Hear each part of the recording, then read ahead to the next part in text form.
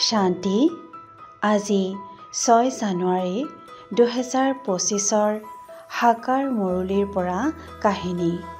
পাহিয়ে তাইৰ বান্ধৱী দুবৰীক লগ পাই ক'লে, তোমাৰ দেউতাৰ আচাৰ ব্যৱহাৰ আৰু মাত কথাবোৰ ইমান আকৰ্ষণীয়। তেখেতে সকলোৰে লগত এটা মিচিকীয়া হাঁহিৰে, প্ৰেমপূৰ্ণভাৱেৰে আৰু অতি বিনম্ৰতাৰে কথা পাতে। তেখেতক দেখিলে এনে লাগে যেন তেওঁ সকলোকে ফৰিস্তা স্বৰূপৰ সাক্ষাৎকাৰ কৰোৱা স্বয়ং এক সাক্ষাৎকাৰীৰ প্ৰতিমূৰ্তিহে। এটা মিচিকীয়া হাঁহি মাৰি দুবৰীয়ে ক'লে, এৰা, তুমি বোধহয় ঠিকেই কৈছা। দেউতাই মোকো কৈ থাকে, শুনা দুবৰী, তুমি তোমাৰ শক্তিশালী মনেৰে সকলোৰে প্ৰতি শুভ ভাৱনা আৰু শুভ কামনাৰে শ্ৰেষ্ঠ সংকল্প প্ৰেৰণ কৰা।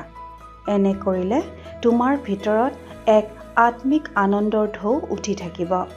তোমাৰ মনত কেতিয়াও নিৰানন্দৰ ভাৱ নাহিব। দুবৰীৰ কথাখিনি শুনি আনন্দতে পাহিয়ে তেওঁক সাৱটি ধৰিলে।